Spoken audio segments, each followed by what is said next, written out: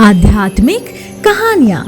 नमस्कार दोस्तों, स्वागत है आप सभी का एक बार फिर से आपके अपने पसंदीदा YouTube चैनल आध्यात्मिक कहानी में। दोस्तों, अभी तक आपने सुना रावण को शूर्पणखा का धिक्कार। जी हाँ, किस तरीके से शूर्पणखा ने अपने भाई रावण को धिक्कारा। रावण भी बदला लेने के लिए अपने मित्र मारीच के पास गया, उससे सहायता लेने के लिए। मारीच एक सुंदर सा स्वर्ण मृग का रूप धारण करके सीता जी के वन के पास इधर उधर भटकने लगा। सीता जी उसके कर्तव्य से बहुत ही ज्यादा मोहित हो गई और राम लक्ष्मण को पुकार कर उनसे बोली कि मुझे ये मृग चाहिए। दोस्तों, आगे की कहानी शुरू करते हैं, जिसका शीर्षक है स्वर्ण मृग। कहानी शुरू करने से पहले मैं आपसे जानना चाहती हूँ, क्या आप मेरे चैनल पर नए हैं? अगर हाँ, तो मेरे चैनल आध्यात्मिक कहानी को तुरंत सब्सक्राइब कर लीजिए, क्योंकि ऐसी ही धार्मिक पौराणिक कहानी कथाएं हम आपके समक्ष प्रस्तुत करते रहते हैं। कहानी शुरू करते हैं। सीता की इच्छा इस अद्भुत मृग को पकड़कर आश्रम में रखने की हुई। अंत वे राम को पुकारते हुए बोली, हे आर्यपुत्र, आप और लक्ष्मण शीघ्र आइए। देखिए कितना सुंदर और अद्भुत मृग है। उस माया मृग को देखकर लक्ष्मण को संदेह हुआ और उन्होंने राम से कहा, तात, मुझे ऐसा प्रतीत होता है कि हमें छलने के लिए इस मृग ने रूप अपना इच्छाधारी रूप मारीच ही है। हे जगतपति, इस भूतल पर कहीं भी ऐसा विचित्र रत्न में मृग मैंने कहीं नहीं देखा। मुझे संदेह है कि ये एक माया है। लक्ष्मण को बीच में ही रोकते हुए सीता राम से बोली, हे नाथ, ये मृग अत्यंत सुंदर है। इसने मेरे मन को मोह लिया है। आप अवश्य ही इसे पकड़कर लाइए। जब हम वनवास समाप्त कर कर अयोध्या लौटेंगे तो ये हमारे प्रसाद की शोभा बढ़ाएगा। यदि ये जीवित ना भी पकड़ा जाए तो इसकी मृग छाल ही ले आइएगा। मैं उसी पर आपके साथ बैठना चाहती हूँ। सीता के आग्रह को देखकर राम लक्ष्मण से बोले, हे लक्ष्मण, निसंदेह इस मृग का रूप अत्यंत मनोहर एवं आकर्षक है। यदि ये पकड़ा नहीं भी गया तो मारा तो अवश्य जाएगा। इसमें भी संदेह नहीं है कि इसकी मृगछाला मनोहरी होगी। सीता का आग्रह पूर्ण करने के लिए इसे अवश्य ही पकड़ना चाहिए। तुम्हारी शंका के अनुसार यदि ये राक्षस माया भी हुई तो भी राक्षस का मारना भी उचित होगा। तुम सीता की रक्षा करो, मैं इसे जीवित पकड़ने या फिर मारकर ले आता हूँ। इतना कहकर राम अपने अस्त्र शस्त्र धारण कर कर मायावी मृग के पीछे पीछे चल पड़े। राम को अपनी ओर आता देख मृग भी उछलता कूदता गहन वन के भीतर चला गया।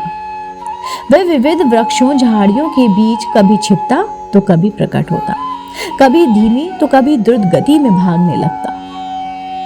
उसका पीछा करते करते रामचंद्र आश्चर्य से और आश्रम से बहुत ही ज्यादा दूर निकल गए। मृग के दृष्टिगत होते ही क्रोध होकर राम ने एक तीक्ष्ण बाण छोड़ा जो मारीच के हृदय तक पहुंच गया। बाण लगते ही मारीच अपने असली वेश में धराशायी हो गया और राम के स्वर्ग में हे सीते, हे लक्ष्मण चित्कार करते हुए मर गया। उस राक्षस के मृत शरीर को तथा उनका अपना स्वर में चित्कार करना देखकर राम ने लक्ष्मण का कथन स्मरण हो आया। वास्तव में ये मारीच की माया ही निकली। उन्हें चिंता होने लगी कि मेरे स्वर में किए गए चित्कार को सुनकर सीता की क्या दशा होगी। उन्हें किसी अनिष्ट की आशंका होने लगी और वे द्रुत गति में आश्रम की ओर लौट पड़े। इधर जब सीता ने अपने पति के स्वर में हाय सीते, हाय लक्ष्मण सुना तो उन्हें व्याकुलता होने लगी और उन्होंने लक्ष्मण से कहा, हे लक्ष्मण, प्रतीत होता है कि तुम्हारे भैया अवश्य ही किसी संकट में पड़ गए हैं। तुम शीघ्र जाकर उनकी सहायता करो। उनके दुख भरे शब्द सुनकर मेरा हृदय चिंता से बहुत घबरा रहा है। आशंका से आतुर सीता के वचन सुनकर लक्ष्मण बोले, हे आर्य, इस प्रकार मैं आपको अकेला छोड़कर नहीं जा सकता। भैया ने आपकी रक्षा का भार मुझे सौंपा है। आप धैर्य धारण करें, भैया अभी ही आते होंगे। दुखी होकर सीता बोली, लक्ष्मण, ऐसा प्रतीत होता है कि तुम भाई के रूप में भाई नहीं बल्कि शत्रु हो, इसलिए उनके ऐसे आर्त शब्द सुनकर भी तुम उनकी सहायता के लिए नहीं जा रहे हो। जब उनको ही कुछ हो गया तो मेरी रक्षा करके क्या लाभ। इस प्रकार कहते हुए उनके नेत्रों से अश्रुधारा बहने लगी। सीता की यह दशा देखकर लक्ष्मण हाथ जोड़कर बोले, देवी, आप व्यर्थ दुखी ना हो। संसार में ऐसा कोई भी देवता, दानव, मनुष्य, गंधर्व नहीं है जो भैया के पराक्रम का सम्मान और सामना कर सके। मायावी राक्षस नाना प्रकार के रूप धारण करते हैं और विविध प्रकार की बोलियां भी बोलते हैं। अंत आपको चिंता करने की आवश्यकता नहीं है। आप तनिक प्रतीक्षा करें, वे आते ही होंगे। लक्ष्मण के तर्क युक्त वचनों ने सीता के क्रोध को और बढ़ा दिया। वे बोली, लक्ष्मण, मैं तुम्हारे मनोभाव को भली भांति समझ रही हूँ। तुम राम के ना रहने पर मुझे पा लेने की लालसा लेकर ही वन में चले आए हो। मैं तुम्हारी दुष्ट इच्छा को कभी पूरा नहीं होने दूंगी। राम के वियोग में मैं अपने प्राण त्याग दूंगी। सीता के ये वचन सुनकर लक्ष्मण का हृदय विदीर्ण हो उठा। वे बोली, देवी, मैं आपकी बातों का कोई उत्तर नहीं दे सकता। स्त्रियों के द्वारा ऐसी अनुचित और प्रतिकूल बातें मुंह से निकालना कोई आश्चर्य की बात नहीं है, क्योंकि संसार में नारियों का ऐसा स्वभाव प्राय देखा जाता है। आज आपकी बुद्धि भ्रष्ट हो गई है, जो अपने अग्रज की आज्ञा पालन करने वाले अनुज पर ऐसा दृष्टांत पूर्ण लांछन लगा रही है। मुझे शयन हो रहा है कि आज आप पर अवश्य कोई संकट आने वाला है। वन के समस्त देवता आपकी रक्षा करें। वन के देवता आपके इस सफर में साक्षी रहें। मैं आपके द्वारा बालात भेजा जा रहा हूं।